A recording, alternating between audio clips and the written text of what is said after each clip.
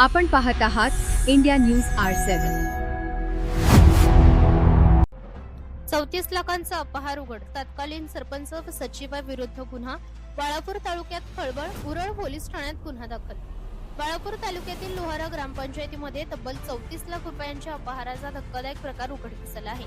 या प्रकरणी तत्कालीन सरपंच व ग्रामसेवक सचिव यांच्या विरोधात उरळ पोलीस स्टेशनमध्ये गुन्हा दाखल करण्यात आला असून तालुक्यासह जिल्ह्यात मोठी खळबळ उडाली आहे.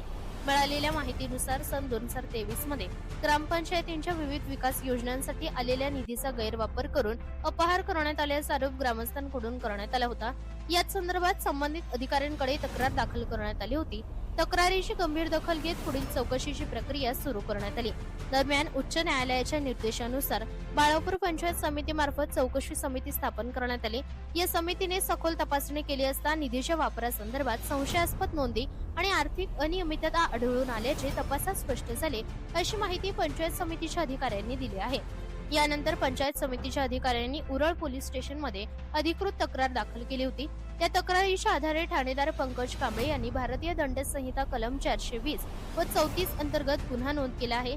या प्रकरणामुळे बाळापूर तालुक्यातील ग्रामपंचायत कारभाराबाबत गंभीर प्रश्नचिन्ह निर्माण झाले असून पुढील तपास पोलिसांकडून सुरू आहे. इंडिया न्यूज R7 साठी काझी मेहंदी हसन, बाळापूर. माननीय उच्च न्यायालय नागपूर खंडपीठ यांनी आदेशित केल्याप्रमाणे आम्ही काल लोहारा ग्रामपंचायतच्या संदर्भात उरळ पोलीस स्टेशन येथे FIR दाखल केला आहे. त्या अनुषंगाने इथं पंचनामा करण्यासाठी आज मीटिंग आणि पोलीस अधिकारी वगैरे आले. गुन्हा दाखल झाला सर? गुन्हा दाखल झाला.